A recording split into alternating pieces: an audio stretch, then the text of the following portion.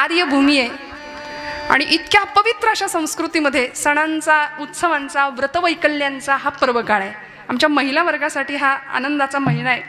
आमच्याकडे रक्षाबंधन आता आलंय, काही नाही का, उद्याच परवाच नागपंचमी झाली, काहींकडे मंगळागौर असते. सगळे सोहळे आपण या श्रावणामध्ये आयोजित करतो. भारतीय संस्कृतीप्रती भारतीय सगळा समाज बांधला जातोय त्या सणांनी आणि उत्सवांनी. निसर्गाप्रती कृतज्ञता व्यक्त करण्याचा हा पर्वकाळ आहे.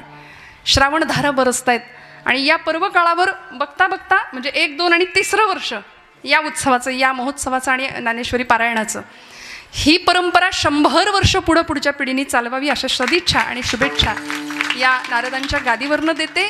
3रं वर्षच नव्हे तर 300 वर्षाची मोठी परंपरा या उत्सवाला लाभावी. आणि हा मारुतीराय दास्य भक्तीचं अत्यंत श्रेष्ठ असं उदाहरण आहे. त्यामुळे भक्ती कशी करायची, सेवा कशी करायची हे सांगण्याकरता आज ज्ञानोबरायांच्या अभंगाचा थोडासा स्पर्श, आपल्या चिंतन स्पर्श करायचा आहे. माऊलींना काय म्हणायचं हे आपण नाही सांगू शकत, कारण ज्ञानोबराय ज्ञानियांचे शिरोमणी आहेत, कैवल्य साम्राज्य चक्रवर्ती आहेत, ज्ञानियांचा राजा असलेले ज्ञानोबराय. विश्वाचं आर्त ज्यांनी स्वतःच्या हृदयात सामावलं, विश्वाचे आर्त माझ्या मनी प्रकाशले, अवघेची झाले देह ब्रह्म, असे ज्ञानोबराय. साच आणि मवाळ, मितुले आणि रसाळ शब्द जैसे कल्लोळ अमृताचे, म्हणून या भूमीवरती ब्रह्मविद्येचा सुकाळ ज्यांनी केलाय. 12व्या शतकामध्ये नेवाशाच्या मंदिरामध्ये ज्ञानोबरायांचे शब्द घुमले. सच्चिदानंद बाबांनी ते लिहून काढले. बाबांनी लिहून काढले नसते, ज्ञानोबरायांनी शब्द मुखातून काढले नसते, तर तुमच्या माझ्या घरात आज ज्ञानेश्वरी आली नसती. पुढच्या काळात संतश्रेष्ठ एकनाथ महाराजांनी प्रतिशुद्ध केली नसती, तर तुम्हाला आम्हाला ज्ञानेश्वरी मिळाली नसती. म्हणून आज तुमच्या माझ्या जीवनामध्ये पडणाऱ्या सगळ्या प्रश्नांची सार्थ आणि समर्पक उत्तरं जर कुठं मिळतील तर ती कीर्तनात आणि संत वाङ्मयामध्ये. विठ्ठल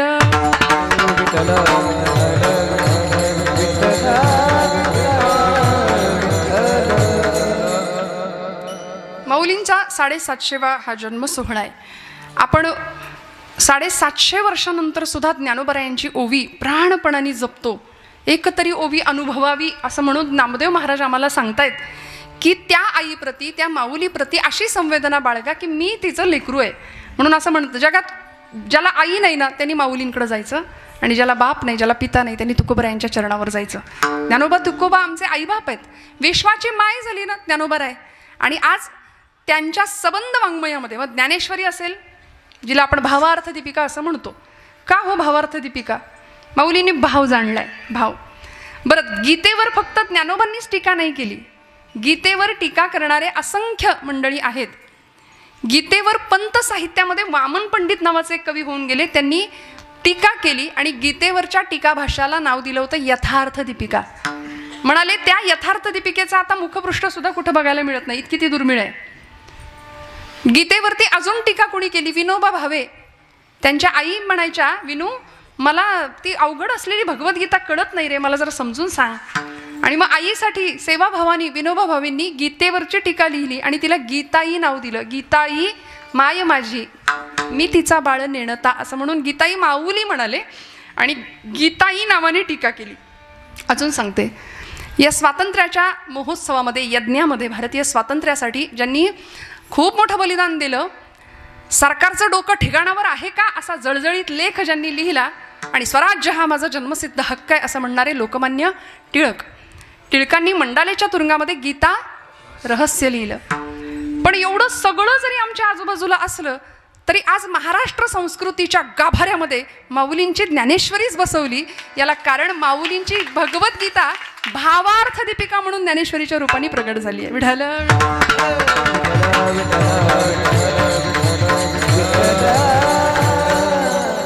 कारण माऊलींनी भावार्थ दीपिका का म्हटलं? भाव जाणला ज्ञानोबरायांनी, भाव.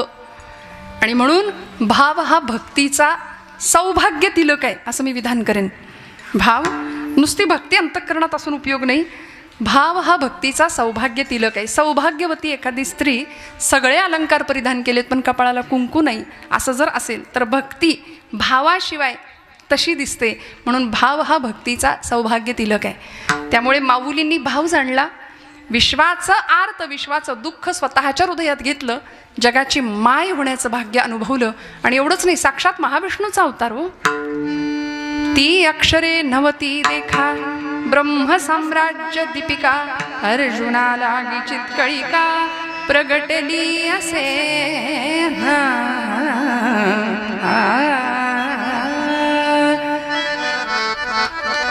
ती अक्षरे अक्षर आहेत कुठं? ती ब्रह्म साम्राज्य दीपिका, एकेका अक्षरात आहे माझा रमाकांत, असं जर महाराज म्हणतात तर ते प्रत्येक अक्षर ब्रह्माशी अनुसंधान साधणार आहे. परतत्वाचा स्पर्श प्रत्येक अक्षराला आहे.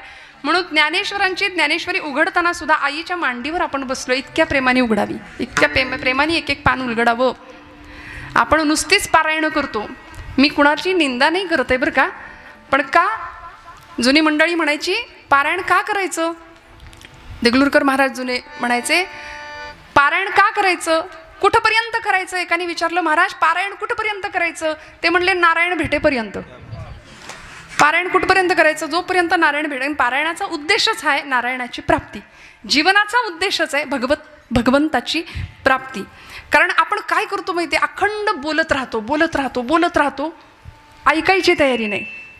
हां, आज कुणी कुणाचं ऐकेन, आमचं भाग्य आहे 2 तास आपण आमचं ऐकताय, आमचं भाग्य. हे आमचं म्हणजे या गादीमुळे आमचं भाग्य आहे. अनादी काळापासून चालत आलेली ही परंपरा. नाही तर कुणी कुणाला विचारत नाही हो. आज लेकीच्या अंगावरून तुकडा वळून टाकावा तसं स्वागत माझं मंडळ कुटुंबियांनी केलंय. म्हणजे हे कशाचं भाग्य आहे? हे माझं नाही, हे ज्ञानोबा तुकोबांची ही पुण्याही आमच्या पाठीशी लागली. म्हणून आज इतकं प्रेम महाराष्ट्राचं आणि इतकं प्रेम आपल्या सगळ्यांचं मिळतं. हे संतांचे उपकार आहेत आपल्या सगळ्यांच्यावरती. आज आम्ही इथं जमलो बसलो, हे जन्मोजन्मी आम्ही बहुपुण्य केले, तेव्हा या विठ्ठले कृपा केली. एका जन्माचं नाही असं कुणीच समजू नका की मी कीर्तन केलं म्हणजे हे माझ्यासाठी आणि आम्ही कीर्तन ऐकलं, आम्ही कीर्तनात चाल गायली, आम्ही कीर्तनात वाजवलं नाही. तूची श्रोता वक्ता ज्ञानासी अंजन, सर्व होणे जाणे तुझ्या हाती. तुझी ह्या सत्तेने बस. वेद सुद्धा त्याच्या सत्तेने जर बोलतात. श्रुती नेती नेती म्हणती गोविंदुरे. श्रुती म्हणाल्या न इति तो कसा आहे कळतच नाही. मग त्याचं आम्ही गुणगान गाणारे कोण? आमच्या मुखातनं बोलतोय तो, आमच्या मुखातनं वाजवतोय तो, सगळंच करतोय. तुका म्हणे मज बोलवितो देव, अर्थ भाव गुह्य तोची जाणे. आणि मग काय करते ही कथा? कीर्तन काय करतं? कथा सुख करी, कथा मुक्त करी, कथा सुख करी, कथा मुक्त करी, कथा सुख करी, कथा मुक्त करी, कथा सुख करी, कथा मुक्त करी.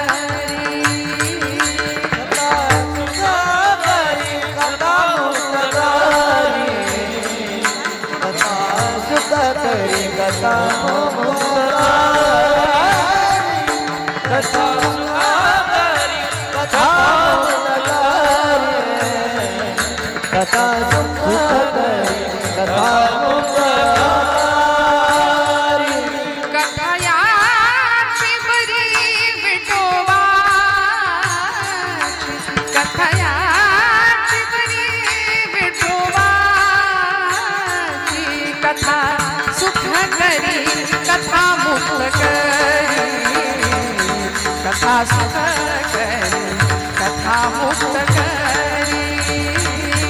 कथा सुख करी, कथा मुक्त करी, कथा सुख करी, कथा मुक्त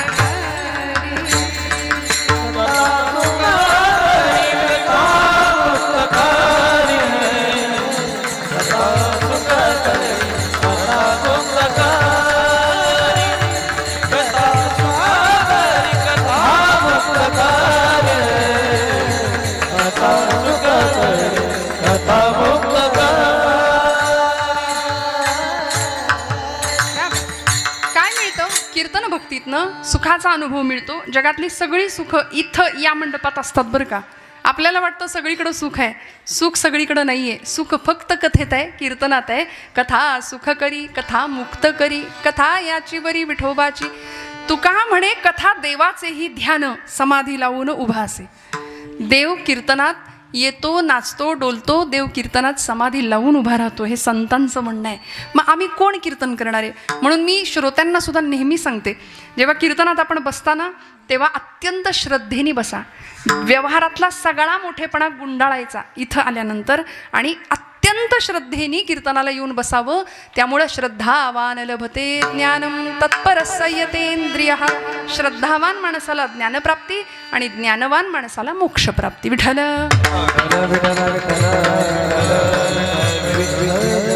मग इथं आल्यानंतर मोक्ष कुठं कधी मिळतो? येथ मनाचा मारू न करिता, इंद्रिया दुःख न देता, येथे मोक्ष असे आयता श्रवणाची माझी. कुठंही जंगलात जायला संतांनी सांगितलं नाही, देहदंडन करायला सांगितलं नाही, काहीच नाही. नका करू म्हणाले. हे ज्ञानोबाराय स्वतः सांगतात. कीर्तनात फक्त येऊन बसलो आपण की येथे मोक्ष असे आयता. सध्या आयतं आपल्याला आवडतं की नाही? सगळं मोक्ष सुद्धा आयता म्हणतायत ज्ञानोबाराय आपल्याला मिळेल. कुठं? कीर्तनामध्ये. होय अंग हरिरूप ही भावना इथं आल्याशिवाय राहणार नाही. म्हणून मी मगाशी म्हटलं, आपण नुसतं बोलतो, मिळवत काही नाही, ऐकत काही नाही. आपण नुसतं चालतो चालतो चालतो पण पोचत कुठंच नाही.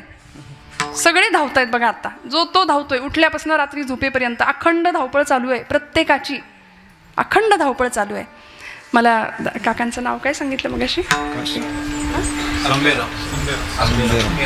संबेराव. हां हां, रामहरी काका.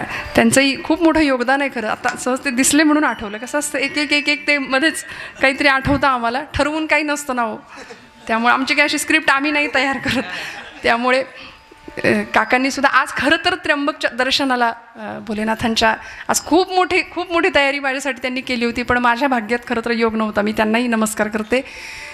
मी सांगत होते, आपण चालतो, नुसतं चालतो चालतो चालतो पण पोहोचत कुठंच नाही. मग काय करायचं?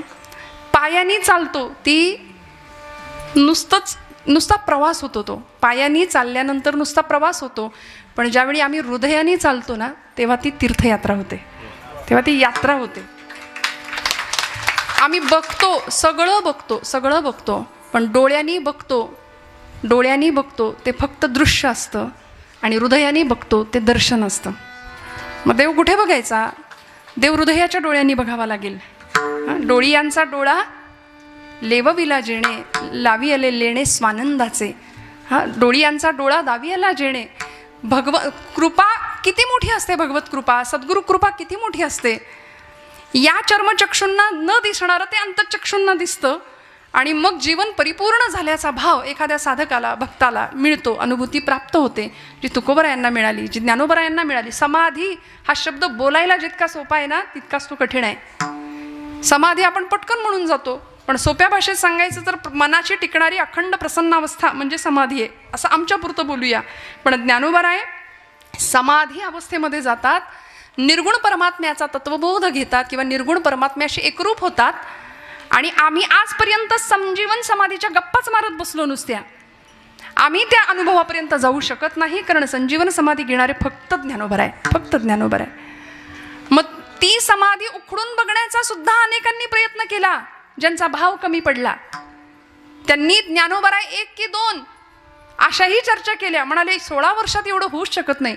मग ज्ञानेश्वरी लिहिणारे ज्ञानोबराय वेगळे, अमृतानुभव लिहिणारे ज्ञानोबराय वेगळे, रेड्यामुखी वेद बोलवणारे ज्ञानोबराय वेगळे आणि ज्ञानेश्वरी लिहिणारे ज्ञानोबराय वेगळे. हे ज्यांच्या बुद्धिमत्तेची मला असं वाटतं मीठ मोहऱ्यांनी दृष्ट काढावी, त्यांचा विचार असा असतो. पण आमचा भाव समृद्ध असेल ना तर आम्हाला कळतं साक्षात ज्ञानोबराय महाविष्णूचा अवतार आहे, कैवल्याचा पुतळा. कैवल्याचा पुतळा प्रगटला भूतळा, कैवल्याचा पुतळा प्रगटला भूतळा, कैवल्याचा पुतळा प्रगटला भूतळा, कैवल्याचा पुतळा प्रगटला भूतळा.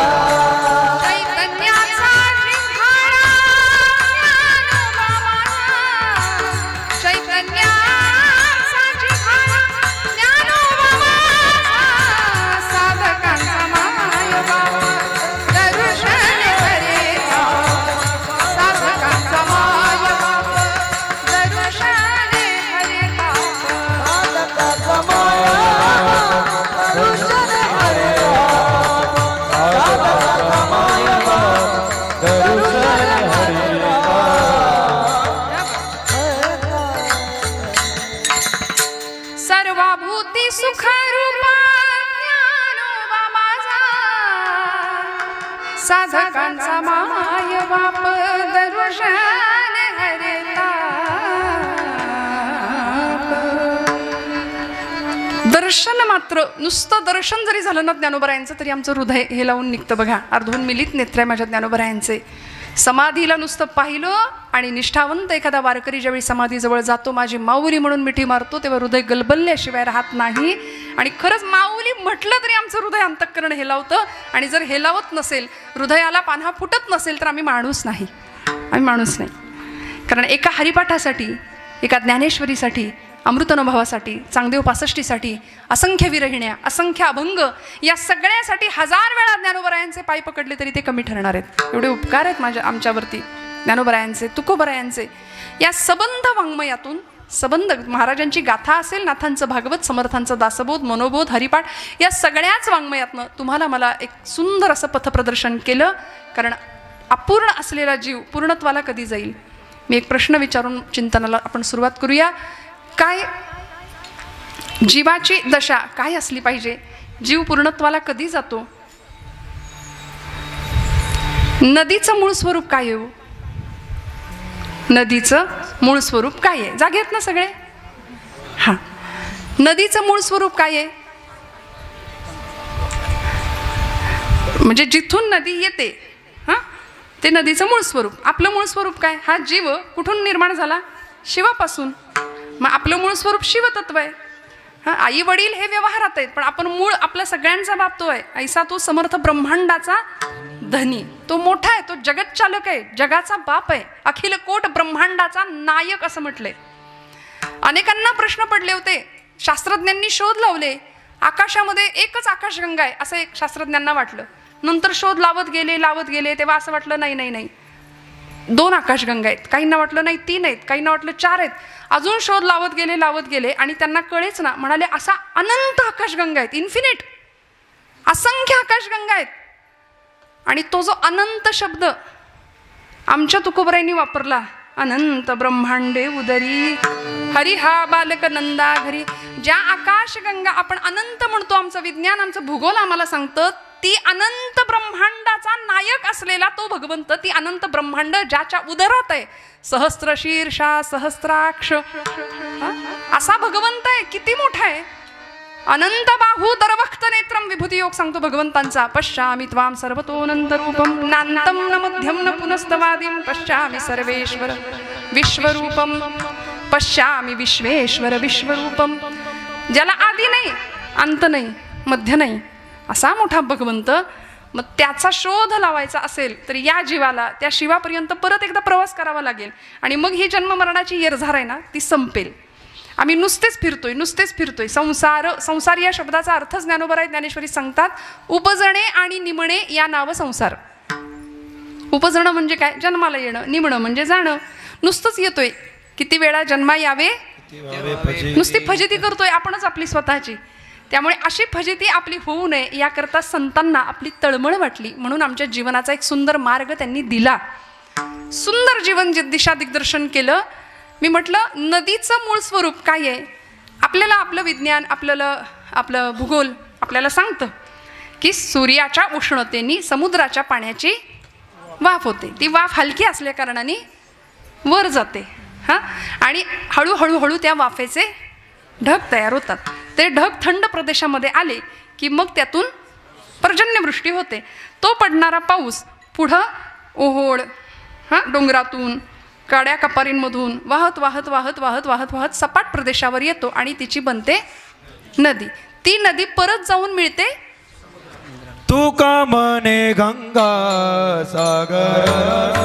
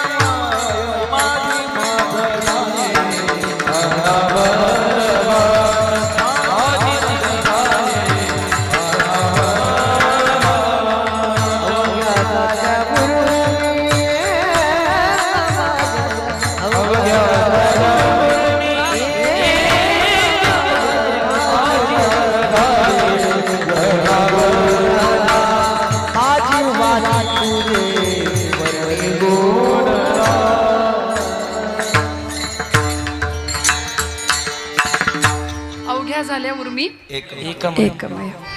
कुठे जाते नदी? समुद्राला जाऊन पोहोचते आणि एकरूपत्व पावते. नदीचं मूळ स्वरूप म्हणजे समुद्र. तसं या जीवाचं मूळ स्वरूप आहे ते शिवतत्व. जीव शिव दोनी जीव शिव दोनी एक रूप झाले. जीव शिव दोन्ही एक रूप झाले. जीव शिव दोन्ही एक रूप झाले.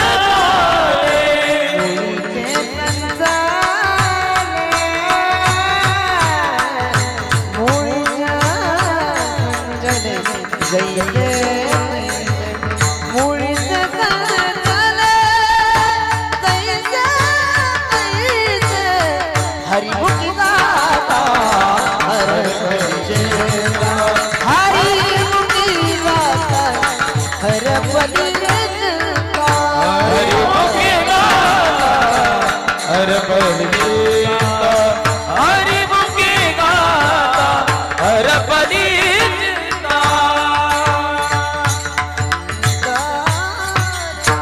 हरिमुखी गाता हरपली चिंता. जीवाशिवाचं ऐक्य ज्यावेळी संतांनी अनुभवलं त्यावेळी मी म्हणजेच देव आहे असा अनुभव संतांना प्राप्त झाला. आणि हा अनुभव ज्ञानोबरायांनी घेतला. भूतत्वाशी एकरूप झाले. विठ्ठल विठ्ठल विठ्ठल विठ्ठल विठ्ठल विठ्ठल विठ्ठल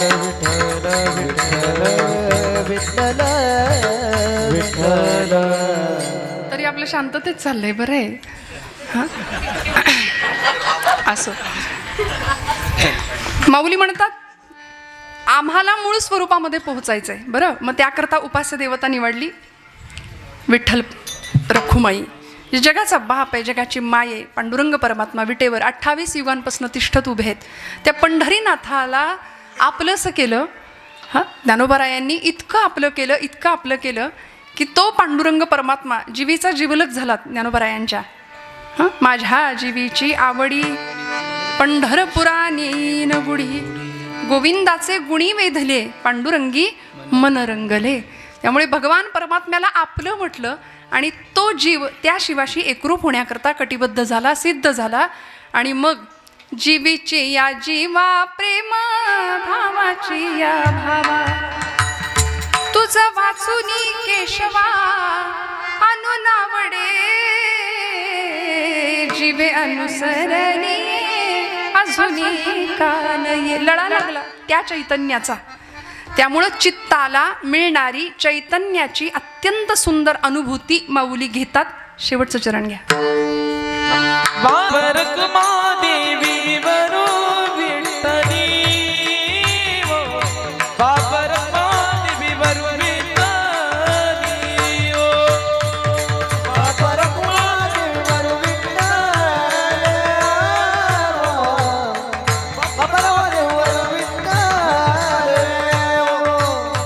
चित्ती चैतन्य चोरून नेले ओ. चित्ती चैतन्य चोरून नेले ओ. नेले ओ. नेले ओ. नवसिये नवसिये माझ्या नवसिये ओ. नवसिये नवसिये माझे नवसिये ओ. नवसिये नवसिये माझे नवसिये ओ. नवसिये नवसिये माझे नवसिये ओ.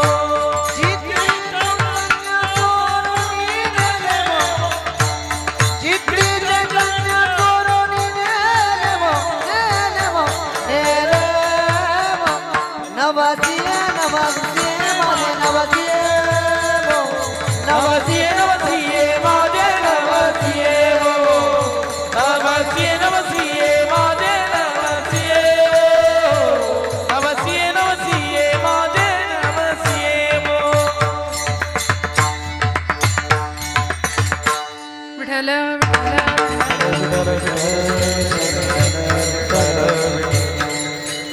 भैरवी घेतली. म्हणजे अनेकांना वाटलं झालं कीर्तन, अजून तर 10:30. मला 12पर्यंतची परवानगी आहे. तुम्ही मला म्हणायचं नाही वाजली की 12 परत. त्यामुळे मला आज पूर्ण परवानगी आहे.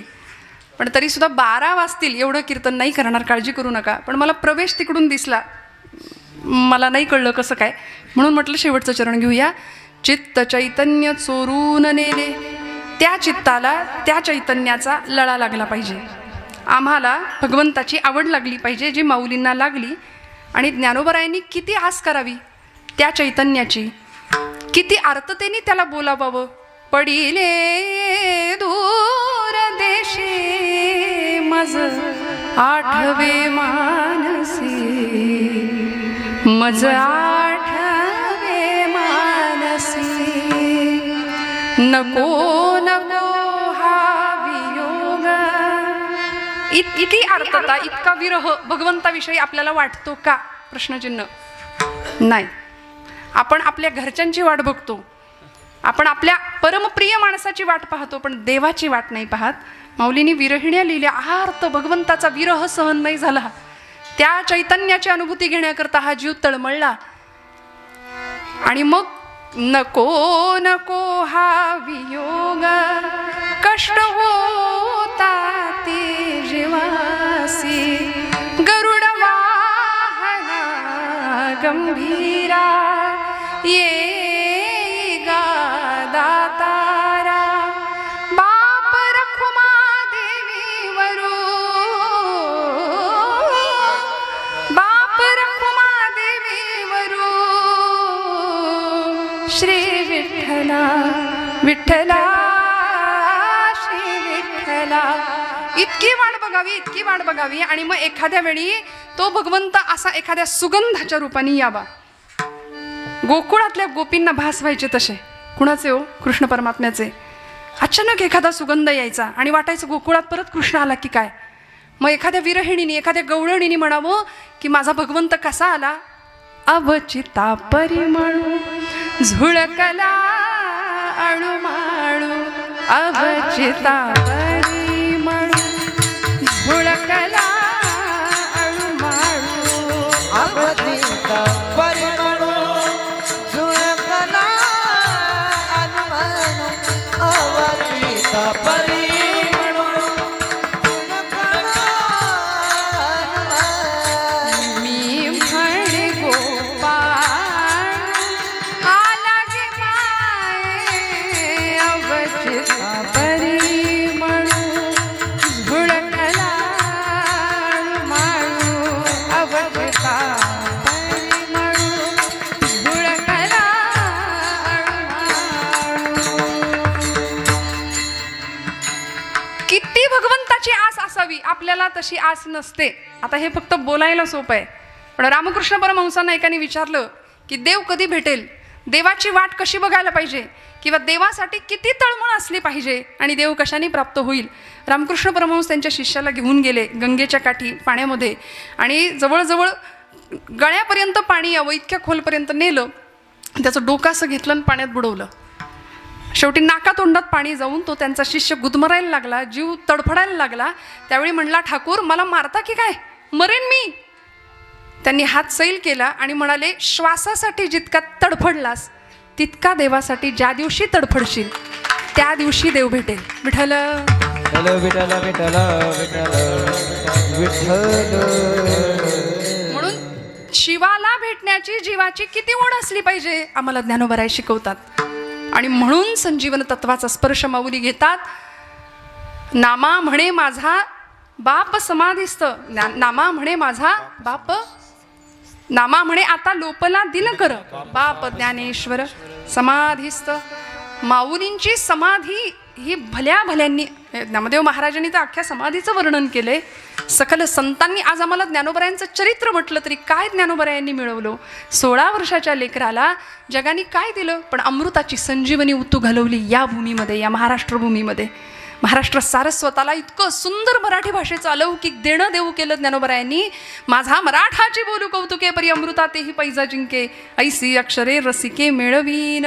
ज्या माय मराठीचा गौरव ज्ञानोबराय करतात 750 वर्षापूर्वी, ती माय मराठी आज आपण माऊलींची ज्ञानेश्वरी तुकोबरायांचा अभंग घेतला की आमचा आऊर अभिमानाने भरून आला पाहिजे. येत नाही ही वेगळी गोष्ट आहे. आमच्या इथल्या नवीन पिढीने संतांचे ग्रंथ हातात घेतले पाहिजेत. मी नेहमी एक विधान करते, जीवन जगण्याची कला शिकण्याकरता कुठेही जायची गरज नाही. सगळ्यात मोठे काउन्सिलर जर कोणी असतील, समुपदेशनाचं काम जर कोणी केलं असेल तर ते आमच्या संतांनी केलंय. सगळ्या प्रश्नांची उत्तरं आमच्या ग्रंथांमध्ये आहेत. किती आर्ततेने त्या भगवंताला बोलवावं आणि हळूच ती एखादी गोपी विरहिणी भगवंतांना पाहण्याकरता जाते. चाचरती चाचरती बाहेरी निघाले आणि अचानक तो दिसला की ठकची मिठेले काय करू अवचिता परिमळू झुळकलाळू माळू. इतका भगवंताचा लळा लागावा आणि मग या चित्ताला त्या चैतन्याचा अनुभव मिळावा. आता आम्ही सगळी सामान्य माणसं आहे. एवढ्या मोठ्या अवघड शब्दामध्ये आम्हाला कसा परमार्थ कळायचा? आम्हाला परमार्थाचा अर्थ कळायला वेळ लागतो, आम्हाला अर्थाचा परमार्थ लगेच कळतो. थोडंसं उलटं तेच शब्द आहेत, काय बोलले वेगळं. त्यामुळे आमचा अर्थार्जनासाठी जगणं जास्त चालू आहे, अर्थपूर्ण जगण्याकडं कल कमी आहे. आम्हाला संतांनी अर्थपूर्ण जगायला शिकवलंय. जीवनाचा अर्थ मिळाला पाहिजे, जीवनाची कला आम्हाला सापडली पाहिजे.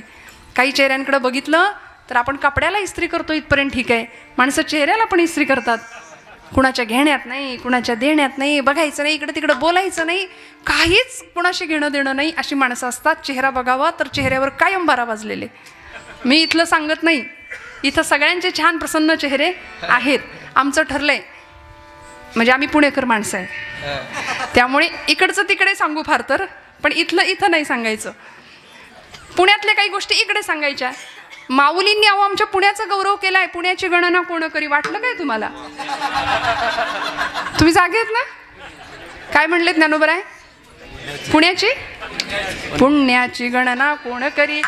तसं काही डोक्यात ठेवू नका. माऊलींनी तुमच्या माझ्या पुण्याची गणना कोण करेल जेव्हा आमच्या मुखात हरिनाम असेल असं वर्णन केले हरिपाठामध्ये.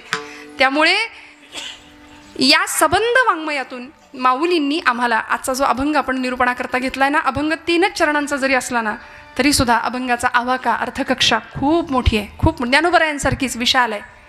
विश्व माऊली आहे ना, ज्ञानोबरायांसारखीच विशाल आहे. पण अभंग सोडवता येत नाही. तुम्ही म्हणाल मग काय करताय तुम्ही आता? अभंग सुटूच शकत नाही. मी नेहमी एक विधान करते की अभंग सुटला तेव्हाच म्हणता येतं जेव्हा कीर्तन करता करता देह पडला. अभंग सुटत नाही. माऊलींना काय म्हणायचंय, तुकोबरायांना काय म्हणायचं, आम्ही काय सांगणार अल्पवाणीनी, काय सांगणार शब्दांची बाष्कळ बडबड. पण फक्त आपण त्या चिंतन स्पर्श किंवा त्या अभंगाच्या अर्थाची आपण पूजा बांधायची. म्हणून कीर्तन एकट्याचं नसतं, कीर्तन सगळ्यांनी मिळून करायचं असतं. कीर्तन सगळ्यांचं असतं बरं का. म्हणून कीर्तनामध्ये फक्तच एका कुणाला वर्गाला स्थान नाही. यारे यारे लहान थोर या ती भलती नारी नर सगळ्यांचे आहे यथा अधिकार. सगळ्यांनी मिळून कीर्तन करायचं. आणि या महाराष्ट्रभूमीचं संचित असं आहे, महाराष्ट्र संत मांदियाळीमधल्या प्रमुख स्त्री संत मालिकेमध्ये ज्यांचं नाव आहे अशा आमच्या जनाबाई आईसाहेब. कीर्तनातला अधिकार एवढा मोठा होता. आज या काळामध्ये महिलांनी कीर्तन करायचं की नाही यावर चर्चा चालल्यात. पण त्या काळामध्ये आमच्या जनाबाई पंढरपूरच्या वाळवंटामध्ये ज्या दिवशी नामदेव महाराजांचं कीर्तन रंगतं त्यावेळी चाल कुणी म्हणायची हा अधिकारवाणीने नामदेव ज्ञानदेवांना सांगतात. जनी म्हणे बोला ऋतू हातात शस्त्र धरणार नाही, युद्ध करणार नाही, तिथं काही पंगत वाढायची आहे? तू नकोच मला. हे अभक्ताचं लक्षण आहे. देवाकडून आपण मागतो पण देव मागत नाही. आणि संतांनी देवाकडून नाही मागितलं, देव मागितला. दुर्योधन म्हणाला नको तू मला, तुझी सेना दे सगळी. तो सेना घेऊन निघून गेला. आणि अर्जुनाला कुत्सितपणे भगवंत व्यंगात्मक विचारतायत, अर्जुना अरे मी हा असा हातात शस्त्र नाही धरणार, युद्ध नाही करणार, ती सेना सगळा दुर्योधन घेऊन गेला, तू काय करणार मला घेऊन? पण अर्जुनाला माहिती होतं. आणि भगवंत चिडवत होते अर्जुनाला, अर्जुना हार निश्चित है तेरी हरदम रहेगा तू उदास. हार निश्चित है तेरी हरदम रहेगा तू उदास. अरे माखन तो दुर्योधन ले गया, केवळ छास बची तेरे पास. घेऊन गेला तो, आता काय करणार काय? पण अर्जुन निष्ठावंत भक्त होता. सेवेचा भाव त्याला माहिती होता. भगवंताला सांगितलं, देवा जीत निश्चित है मेरी, जीत निश्चित है मेरी, दास नहीं हो सकता उदास. जीत निश्चित है मेरी, दास नहीं हो सकता उदास. अरे माखन लेकर क्या करूं जब माखन चोर है मेरे पास. काय मिळतं? सेवेचं फळ काय मिळतं? माऊलींनी आम्हाला हा भाव सांगितला, भगवंताच्या चरणावर भाव अर्पण करूया. तुझी सेवा करीन मनोभावे, माझे मन गोविंदी रंगले. बस. आणि मग त्याच मनाला छंद सुद्धा लागावा. गोविंद गोविंद गोविंद गोविंद गोविंद गोविंद गोविंद गोविंद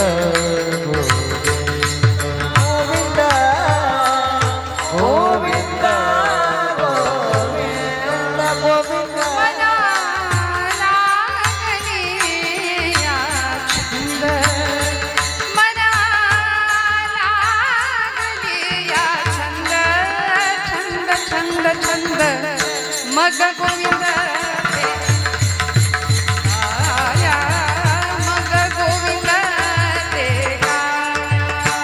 मना लागलिया चंदा, मना लागलिया चंदा. गोविंद मग गोविंद ते गाया, मग गोविंद ते गाया.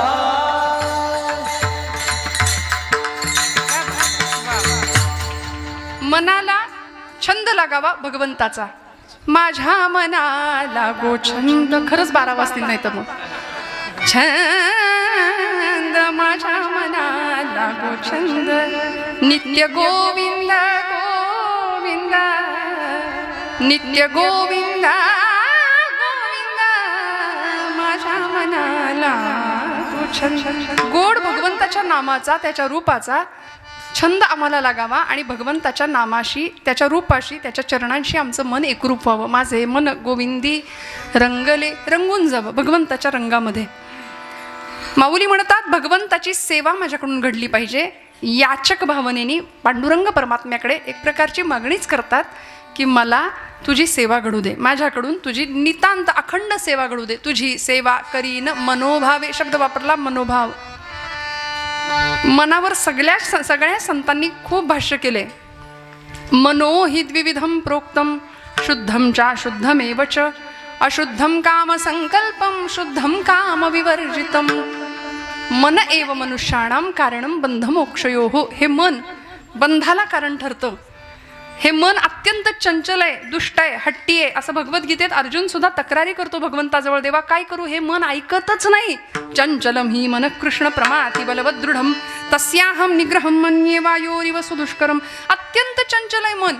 बरं, याच मनाच्या शुद्धतेसाठी ज्ञानोबराय भगवद्गीतेचा 12वा अध्याय आम्हाला सांगतात. अथ चित्तम समाधातुम न शक्नोषि मयि स्थिरम, अभ्यास योगेन मामिच्छाप्तुं धनंजय, मय्येव मन आधत्स्व मयि बुद्धिं निवेशयः, निवसिष्यसि मय्येव अत ऊर्ध्वं न संशयः.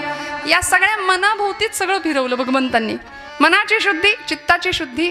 त्यामुळं ती शुद्ध, कशामुळे शुद्धता मिळेल, ते मन अत्यंत पवित्रतेने भगवंताच्या चरणाशी जाईल. त्यामुळे माऊलींनी शब्द वापरला, मला सेवा करायची, पण नुसती वरवर नाही सेवा.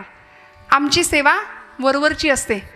तुका म्हणे नको वर पंग देवा, तुका म्हणे नको वर पंग देवा, तुका म्हणे नको वर पंग देवा, तुका म्हणे नको वर पंग देवा, तुका म्हणे नको वर पंग देवा, तुका म्हणे नको वर पंग देवा, तुका म्हणे नको वर पंग देवा, तुका म्हणे नको वर पंग देवा.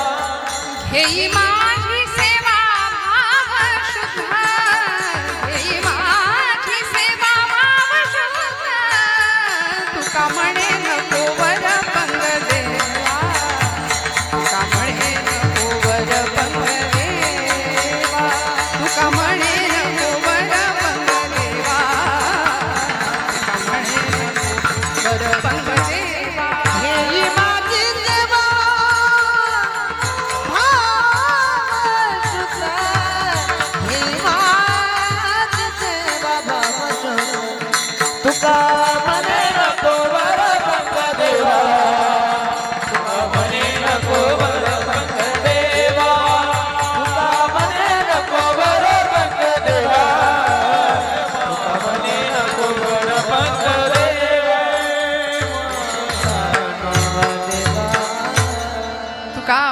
नको वरपंग देवा. बघा ना, हा आनंद कुठे आहे का दुसरीकडे? खरं सांगा, इथं बसलेल्यांनी सगळ्यांनी सांगा, हा आनंद दुसरीकडे कुठे आहे का? आपण वरवर येऊन बसलो का इथे? उगीच आपलं आता घरी बसवेनाच म्हणून आपण इथे आलो का? नाही ना, अंतःकरणापासून आलो ना. घेई माझी सेवा भाव शुद्ध. वरवरची भक्ती भगवंतालाही आवडत नाही. देवाला काय लागतो? पत्रम पुष्पम फलम तोयम यो मे भक्त्या प्रयच्छति तदहम भक्तिवरुतम अश्नामी प्रयतात्मनः. पत्र पुष्प फल तोय काहीही द्या, पण मनापासून द्या, भावपूर्ण अंतःकरणाने द्या. मी आवडीने सेवन करतो, मला दुसरं काही लागत नाही, काही लागत नाही. त्यामुळे भगवंताची सेवा कशी घडावी? तुझी सेवा करीन मनोभावे, माझे मन गोविंदी रंगले. भावाचे 5 प्रकार शास्त्रकार आम्हाला सांगतात. एक भाव फक्त सांगून मी पुढे जाणार आहे. अनेक प्रकारचे भाव आहे. शांत भाव आहे, दास्य भाव आहे, सख्य भाव आहे, वात्सल्य भाव आहे आणि माधुर्य भाव आहे. विठ्ठल विठ्ठल.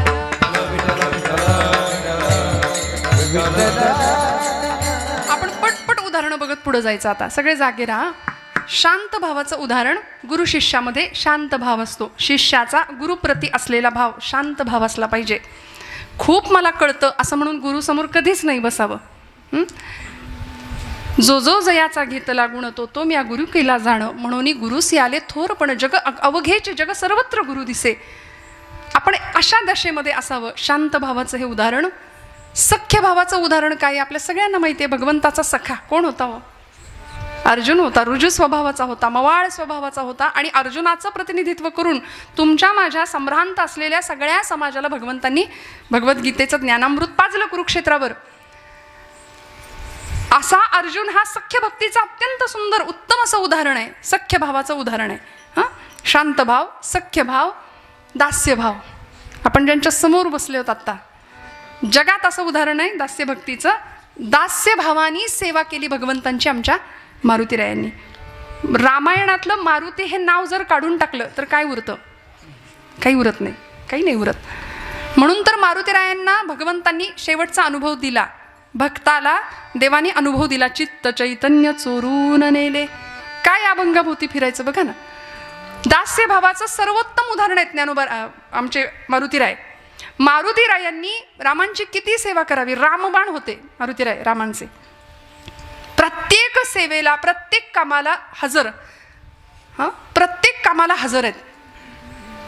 जन्म झाल्यापासून राम राम राम राम, श्रीराम जय राम जय जय राम, अखंड नामाचा एवढा उच्चार करावा आणि राम कार्यासाठीच आपलं जीवन समर्पित करावं.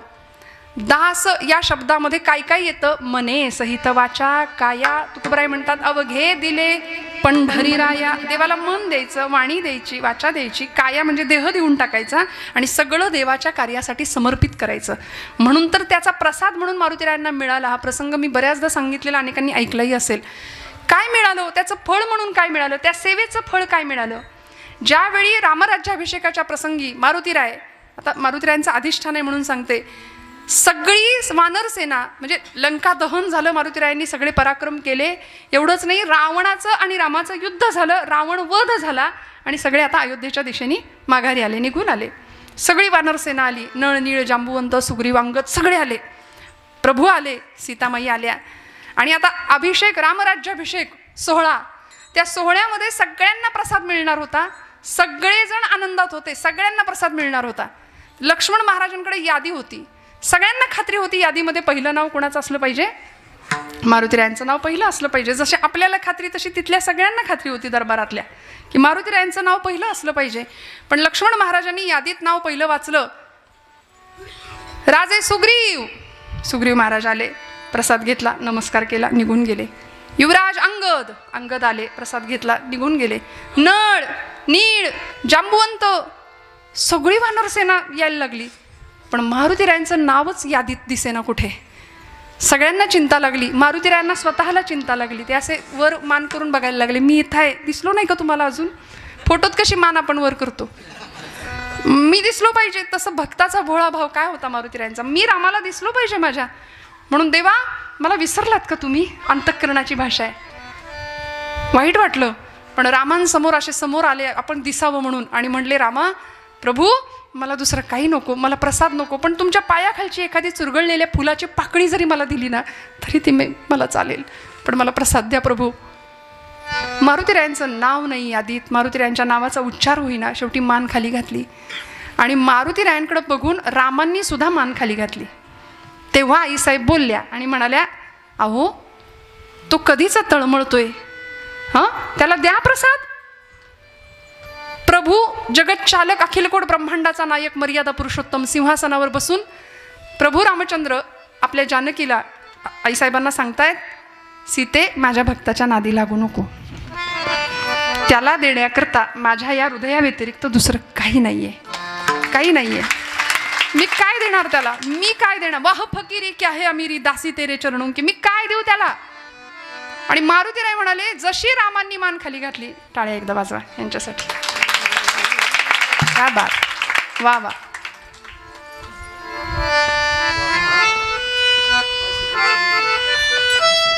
बॅकग्राऊंड म्युझिक लागतं की नाही आपल्या सगळ्यांना, सिरियलचा जमाना आहे सगळ्यांना, मग क्या बात.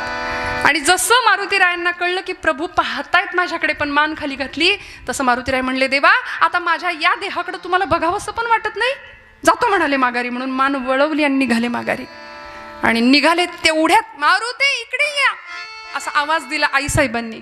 सीतामाईंना नाही राहवलं, अक्षरशः लहान लेकरू जसं उड्या मारत जातं ना आईकडं, तसे गेले, धावत गेले आणि म्हणले, माझा बाप विसरला पण आई नाही विसरली.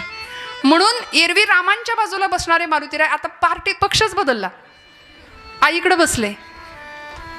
आता तरी वेळ लागतो का पक्ष बदलायला, नाही का.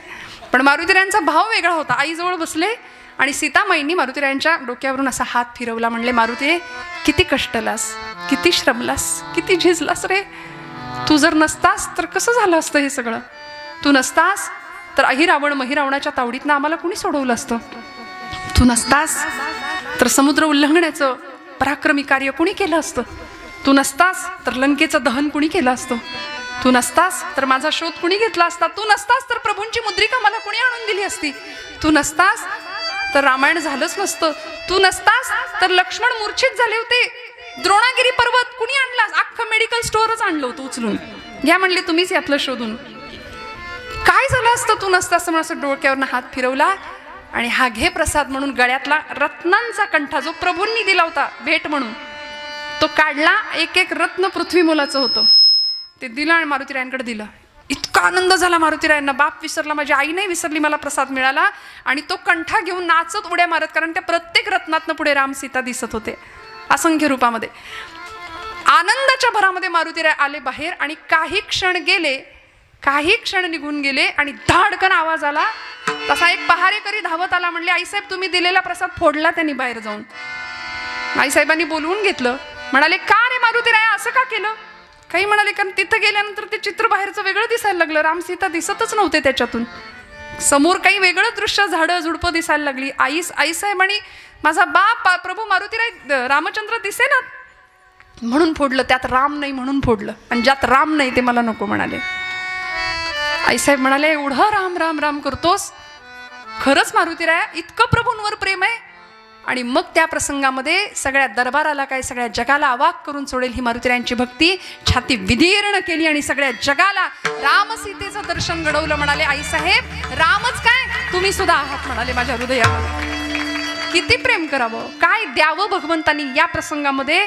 आता प्रभूंना राहवलं नाही, इतका वेळ सिंहासन सोडलं नव्हतं रामांनी. आणि आता रामप्रभू उठले, धावत गेले आणि कडकडून मिठी मारली मारुतीरायांना. वाल्मिकी रामायणामध्ये वाल्मिकी सांगतात की या प्रसंगामध्ये रामप्रभू मारुतीरायाला विचारतात, मारुतीराया सांगा आता तुम्ही कोण आहात. हे जे दृश्य आहे ना ते जीवाशिवाच्या भेटीचं आहे. चित्त चैतन्य चोरून नेले, इतकं सुंदर दृश्य. आपण कुणीतरी जुन्या मंडळींनी कधीतरी हा फोटो पाहिला असेल. रामांचं मस्तक मारुतीरायांच्या खांद्यावर आहे आणि मारुतीरायांचं डोकं रामांच्या खांद्यावर आहे. असं मिठीचं त्यांच्या भेटीचं एक दृश्य. अलीकडे ते दिसत नाही, चित्र दुर्मिळ झाले, पण कधीतरी शोधा, खूप सुंदर चित्र. त्यावेळी प्रभू बाजूला झाले आणि म्हणाले, मारुतीराय सांगा आता तुम्ही कोण आहात, तुम्ही कोण आहात. मला माझ्या हृदयाव्यतिरिक्त तुला द्यायला दुसरं काही नाही, मी मलाच तुला देऊन टाकतो. आणि मग मारुतीराय सांगतात, देह पातळीवर जर हा प्रश्न तुम्ही मला विचाराल असाल तर देहबुद्ध्या तुदा सोहम. तुम्ही वाजवताय मग तेच सूर आता. जीवबुद्ध्या त्वदंशकः आत्मबुद्ध्या त्वमेव अहम् इति मे निश्चिता मती. देहबुद्ध्या त्वदासोहम, देह पातळीवर मी तुमचा दास आहे. जीवबुद्ध्या त्वदंशकः, जीव पातळीवर मी तुमचाच अंश आहे. आणि आत्मबुद्ध्या त्वमेव अहम, आत्मपातळीवर जर तुम्ही हा प्रश्न मला विचारत असाल तर मी म्हणजे तुम्ही आणि तुम्ही म्हणजे मी. हा अनुभव मिळाला. कशाचं फळ? तुझी सेवा करीन मनोभावे, माझे मन गोविंदी रंगले. सेवेचं फळ मिळालं. आणि देवाच्या हृदयात, देवाच्या घरात शिरायचं जर काही दार असेल ना तर ते एकच आहे. ज्ञानोबराय सांगतात, जो द्या ज्ञानाचा कुरुठा तेथ सेवा हा दारवंटा, तो स्वाधीन करी सुभाटा ओळगोनी. देवाच्या घरात शिरण्याचं दार जर कुठलं असेल तर सेवेचा दारवंटा माऊली सांगतात. आणि ही सेवा भल्या भल्यांनी केली. देवभक्तांनी केली, देशभक्तांनी केली, धर्मभक्तांनी केली, राष्ट्रभक्तांनी केली. 32व्या वर्षी इंद्रायणी भीमेच्या काठी मृत्यूला निधड्या छातीने सामोरे जाणारे राज्याचे धाकले धनी सेवाच होती धर्माची. जीवाची प्राणाची पर्वा नाही केली. औरंगजेब 1000 वेळा सांगत होता, राजाजी मेरी बात मानो, धर्म बदला, हमारा मुस्लिम धर्म स्वीकार कर लो, कभी किसी हिंदू को न मिलेगी इतनी इज्जत आपको दे दूंगा, तमाम हिंदुस्तान की सूबेदारी आपको बहाल कर दी जाएगी, मेरी बात मानो, आप इस्लाम धर्म कबूल करो. पण संभाजीराजे वाकले नाहीत, झुकले नाहीत. देहाचे इंचावर तुकडे केले, पायापासून डोक्यापर्यंत. वडू तुळापूरच्या संगमावर रक्ताच्या चिळकांड्या उडाल्या होत्या भीमा इंद्राणीच्या संगमामध्ये. पण नाही, सेवेसाठी या प्राणाची बाजी लावली, सबंध देह समर्पण केला. आमच्या मातृभक्तांनी सुद्धा, देशभक्तांनी सुद्धा इथं रक्ताचं बलिदान दिलं. 15 ऑगस्ट देशाचा स्वातंत्र्य दिन काही दिवसांनी येतोय. ही भूमी देशवीरांची, शूरवीरांची आहे. इथं रक्त सांडलं आणि इथल्या प्रत्येक क्रांतिकारकांनी, प्रत्येक देशभक्तांनी सेवेचं योगदान दिलं. माऊली देवाची सेवा सांगतात. अनेकांनी आम्हाला देशाची, देशालाच देव मानलं. सावरकरांनी मातृभूमीलाच देव मानलं होतं. स्वतंत्रते भगवती, स्वतंत्रता देवीला भगवती स्वरूपामध्ये पूजलं होतं. भारत मातेला भगवती स्वरूपामध्ये पूजलं, जगदंबा स्वरूपामध्ये पूजलं आणि तिची पूजा केली, तिची आराधना केली. ज्यावेळी 50 वर्ष अंदमानची काळकोठडी सुनावली जाते सावरकरांना, त्यावेळी बायको भेटायला येते सावरकरांची मुंबईच्या कारागृहामध्ये. यमुना त्यांचं नाव होतं. 18 वर्षाच्या होत्या, माई म्हणायचे सावरकर त्यांना. 25 वर्षाच्या आपल्या पतीला यमुना माई भेटायला जातात आणि साखळदंडांनी जखडलेला आपला पती आपल्या समोर पाहतात. काय असतं त्याग बघा. आणि 18 वर्षाच्या त्या सौभाग्यवती स्त्रीनी आपल्या नवऱ्याकडे बघावं, डोळ्यातनं टचकन पाणी आलं, पुसून टाकलं. सावरकर म्हणतात, माई ओळखलं नाही ना मला तुम्ही, कारण विलायतेहून, लंडनहून बॅरिस्टर होऊन येणार होतो असं तुम्हाला वाटलं असेल. पैसा मिळवू, थाटात संसार करू असा विचार तुम्ही केला असेल.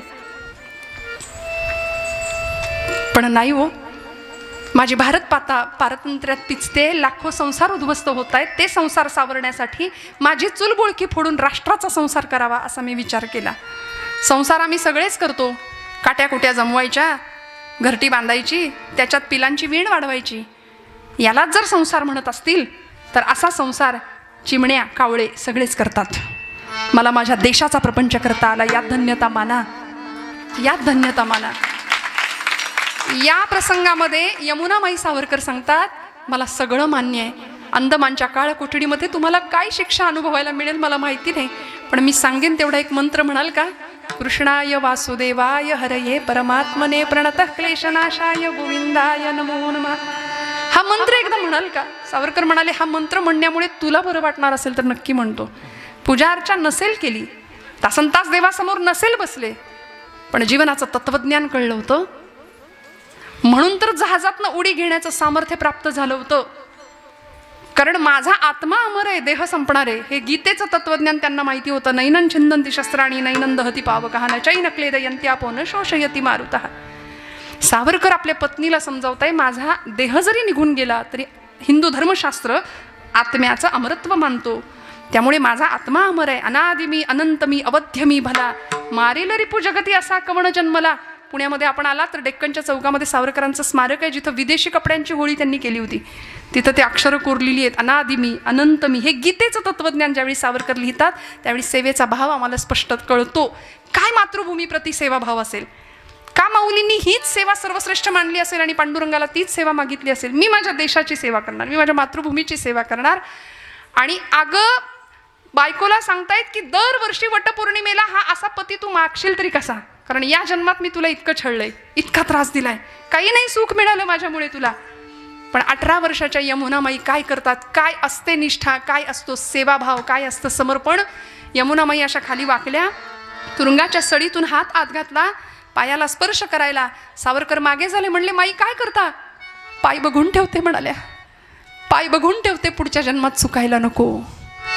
कारण स्वतःच्या प्रपंचाची राखरांगोळी करून, स्वतःचं चुलबुळकं फोडून हा राष्ट्राचा संसार करावा असा पती पुरुषोत्तम जर भगवंतांनी या जन्मात मला दिला असेल ना, तर जन्मोजन्मी हाच पती मिळावा अशी भगवंताकडे प्रार्थना करते. पाय बघून ठेवते, पुढच्या जन्मात चुकायला नको. इतकं प्रेम मातृभूमीप्रती, इतकं प्रेम देशभूमीविषयी. आणि मग याचा परिणाम म्हणून आज आपण आपले हे सगळे दिवस पाहतोय बरं का. सीमेवर जवान लढतोय, ती त्याची देशसेवा आहे. शेतामध्ये घाम गळणारा शेतकरी आहे, ती त्याची काळ्या आईची सेवा आहे. म्हणून आपण जेवायला बसताना कायम या दोघांना मी नेहमी म्हणते, दोघांना आठवायचं. मऊ गादीवर अंग बिछाण्यावर टाकताना या देशाचा जवान आणि या देशाचा किसान, या दोघांचं स्मरण करून अन्नाचा घास पोटात घालावा. कारण हे सगळं त्यांचं देणं आहे आम्हाला, हे सगळे त्यांचे उपकार आहेत. छत्रपती शिवाजी महाराजांना घडवणारी जिजाऊ मातोश्री काय सेवाभाव रुजवला असेल. बरं, राजा म्हणून मिरवायचं नाही, हे राज्य नसे शिवबाचे, हे राज्य देवधर्माचे, हे राज्य तुझं नाही. इथं सिंहासनावर तू बसणार नाही, अनेकांच्या रक्ताचं बलिदान इथं सिंचन होईल आणि मग तू राजा म्हणून राज्याभिषेक होईल 6 जून 1674 रायगडावर. त्यामुळे हे राज्य देवधर्माचं आहे राजा. म्हणून कायम संस्कारांची आणि सेवाभावाची पेरणी ज्यांनी छत्रपतींच्या काळजामध्ये केली. काय असतो सेवाभाव. या रायगडाचं बांधकाम ज्यांनी केलंय ते आमच्या शिवकाळातले इंजिनियर होते, हिरोजी इंदलकर. राजांनी विचारलं होतं, इतकं सुंदर बांधकाम केलंय हिरोजी काका, काय देऊ तुम्हाला, काय बक्षिसे देऊ. काही नको म्हणाले, फक्त रायगडाचं बांधकाम पूर्ण झालं आणि ज्या पायरीवरून सगळी मंडळी जातील तेव्हा तुमच्या दर्शनाला, तेव्हा त्या पायरीचा चिरा बनून राहतो आणि तिथं लिहितो सेवेसे ठाई तत्पर हिरोजी इंदलकर. हजारो शिवभक्त, हजारो मावळे ही पायरी तुडवून जातील, तेव्हा हा देह राजा तुमच्या चरणाशी समर्पण केल्याची कृतार्थता माझ्या नशिबाला येईल. हा असतो सेवाभाव का. ज्यावेळी अफजल खान वधाच्या मोहिमेला राजे चालले होते की नाही, अफजल खानाचा मोठा अक्षरशः वरवंटा येत होता महाराष्ट्राच्या दिशेने आणि राजे अफजल खानाच्या मोहिमेच्या दिशेने चालले होते. काय घडलं होतं, त्या आदिलशहाच्या दरबारामध्ये ती बडी बेगम साहिबा चांदीच्या तपकामध्ये सगळा तो विडा फिरवत होती. कुणीच विडा उचलत नव्हतं आणि बडी बेगम साहिबा न राहून म्हणाली, क्या इस दरबार में कोई भी मर्द नहीं है. एवढं ऐकलं आणि तो अफजल खान नावाचा पठाण उठला आणि त्यांनी तो विडा उचलला आणि म्हणाला, शिवाजी को यू पकड के लाऊंगा. शिवाजी तो पहाड़ का चूहा है. बड़ी बेगम साहिबा हुशार होती, ती म्हणली, शिवाजी पहाड़ का चूहा, चूहे को पकड़ने के लिए कितनी फौज चाहिए बताओ. म्हणजे उंदराला पकडायला किती सेना पाहिजे तुला.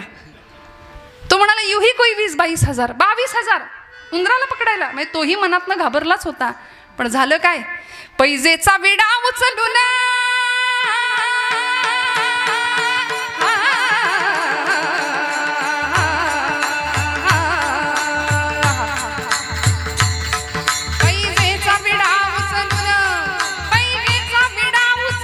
मोठ्या तोऱ्यानं अफजल खान निघाला विजापुराहून.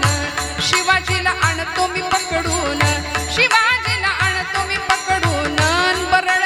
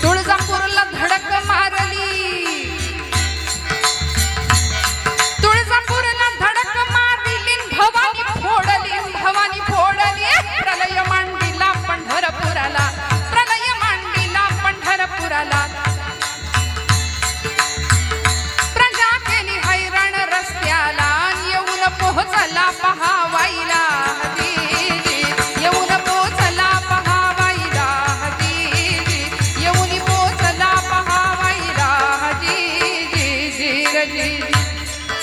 छत्रपती श्री शिवाजी महाराज की हर हर विठ्ठल विठ्ठल.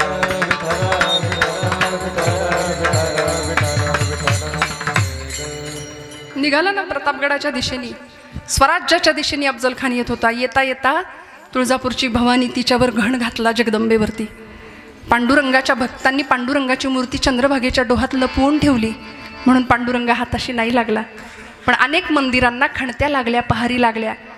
अनेक देवळांचा, मंदिरांचा, मूर्तींचा विध्वंस करत अफजल खान येत होता. आणि त्याच्या मोहिमेच्या दिशेने अनेक मावळे सज्ज होते राजांच्या बरोबर. राजा आम्ही लढू, आम्ही सेवा करू स्वराज्याची. जीवाची बाजी लावून सगळे मावळे तयार होते. 65 वर्षाचे कान्होजी काका राजांकडे आले आणि राजांना सांगितलं, राजा हे बघ पत्तूर पाठवले अफजल खानाने. आणि त्या पत्रात लिहिलं होतं, कान्होजी काका तुम्ही शिवाजी राजांचे निष्ठावंत मावळे आहात, तुम्ही आम्हाला येऊन मिळा. राजाने दिलं नाही एवढं वतन आणि एवढं सगळं आम्ही तुम्हाला देऊ, तुम्ही आमच्याकडे येऊन आमच्याकडे काम करा. लेकाचा दम देतोय आणि नाही दिलं, नाही आलात तर पुढच्या होणाऱ्या परिणामाला सिद्ध राहा. राजा बघितलं का लेकाचा दम देतोय म्हणले, काय करू? राजे म्हणाले, काका अफजल खान तुम्हाला बोलावतोय, तुम्ही जाऊ शकता. कारण माझ्याकडं शस्त्रसाठा सैन्यसाठा कमी आहे, आपल्याकडे किल्ल्यांची संख्या कमी आहे, मावळे कमी आहेत. अफजल खान फार मोठा वरवंटा घेऊन स्वराज्यावर चालून येतोय. या मोहिमेत कदाचित विजय मिळेल न मिळेल, पराजयाला सामोरं जावेल. आणि बुडणाऱ्या जहाजामध्ये आपणहून आपलं बोचकं कोण आणून ठेवेल? तेव्हा तुम्ही हवं ते करा. तो खंडोजी खोपडे गेले ना, उतरावळीच्या जहागीर त्यांना दिली होती, अफजल खानाकडे निघून गेले ते. कान्होजी काका म्हणले, अरे एक खंड्या गेला म्हणून सगळे गेले काय? 6000 पोरं घेऊन आलोय तुझ्या दिमतीला, तू सांगशील त्या मोहिमेवर उभा राहतो. ही असते निष्ठा आणि हा असतो सेवाभाव. कान्होजी काकांनी शिवाजी राजांना समजवावं, राजा मी आलोय तुझ्या बाजूनं लढायला. शिवाजीराजे लहान होते, खूप लहान वय होतं, 22 वर्षाचं वय होतं या अफजल खान मोहिमेच्या वेळी. शिवाजीराजे सांगतात, काका ऐका माझं, तुमचं वतन जाईल, तुमची सगळी जहागिरी निघून जाईल, काही हाताशी राहणार नाही, जायचं असेल तर जाऊ शकता. कान्होजी काका 65 वर्षाचे होते. सेवाभाव काय असतो, काय मिळवायची ही इच्छा नव्हती, निष्काम भक्ती. धावत गेले आतमध्ये, देवघरात पळी पंचपात्र होतं, त्यातलं ते भांडं घेतलं पाण्याचं आणि राजांच्या समोर येऊन उभे राहिले. हातावर एक तुळशीपत्र घेतलं, भांड्यातलं पाणी हातावर ओतलं आणि हातावरचं पाणी तुळशीपत्रासह राजांच्या पायावर, वतन आणि जहागीर हित वाहिली या पायावर. म्हणले, काय करायचं ते कर, आता मी मोहिमेत उभा राहणार. ही सेवा, कडकडून गळा भेट दिली राजांनी कान्होजी काकांना. ही सेवा असते आणि अशी सेवा भगवंता घडू दे की जिथे तुका म्हणे प्राण करा देवासी अर्पण, हा सेवाभाव निर्माण व्हावा. इथं देह जाओ अथवा राहो, पांडुरंगी दृढ भाव. म्हणून माऊली सुंदर शब्द वापरतात अभंगाचं दुसरं चरण. नवसी नवसी माझे नवसी, नवसी नवसी माझे नवसी, नवसी नवसी माझे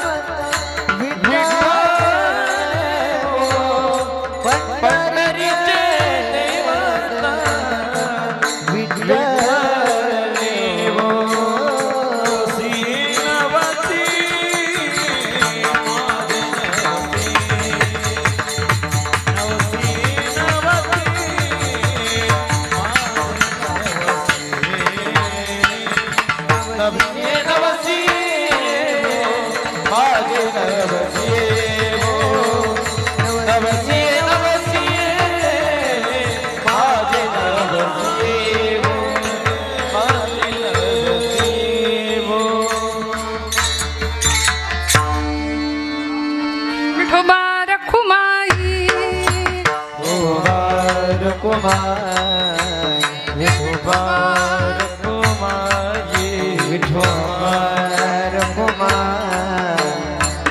विठोबा रखुमाई विठोबा रखुमाई विठोबा विठोबा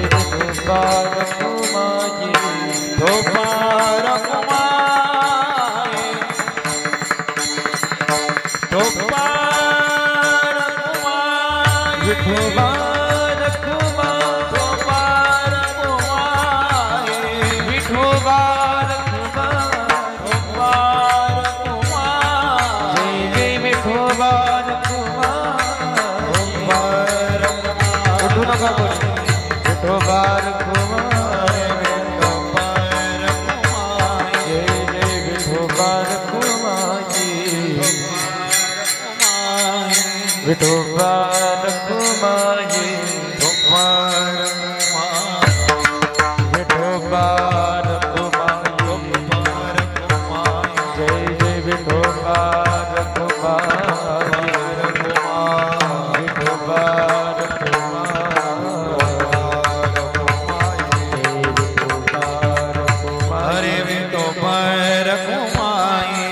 विठोबा रखुमाई विठोबा रखुमाई विठोबा रखुमाई विठोबा रखुमाई जय विठोबा रखुमाई जय विठोबा रखुमाई जय जय विठोबा रखुमाई विठोबा रखुमाई विठोबा रखुमाई जोर के बसा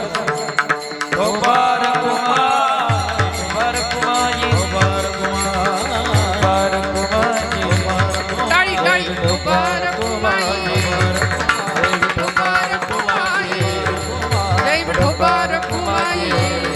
जय जय विठोबा रखुमाई कुंडलिक वरदा हरी विठ्ठल श्री ज्ञानदेव पंढरीनाथ भगवान की माऊली ज्ञानेश्वर महाराज सद्गुरु श्री तुकाराम महारुद्र महाराज की नमः पार्वती पते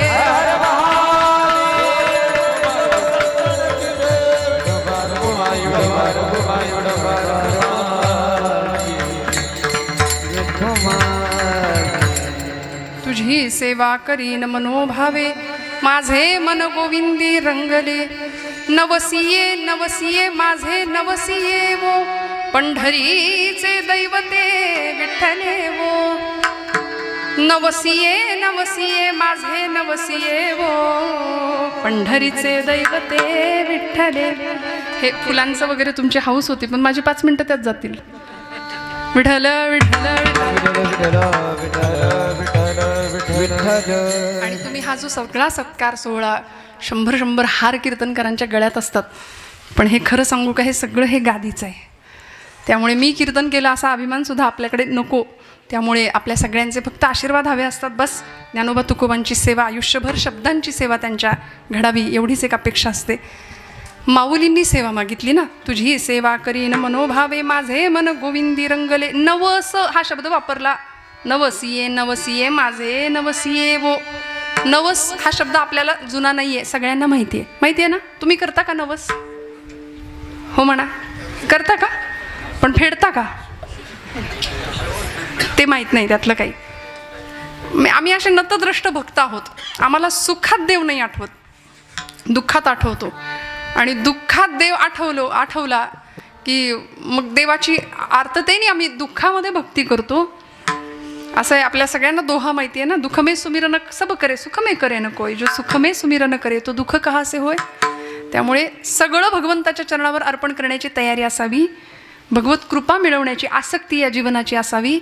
आणि देवाकडे जर मागायचंच असेल तर माऊलींनी शब्द वापरलाय नवस. आता कोकण प्रांतामध्ये कौल लावणं वगैरे असे शब्द आहेत.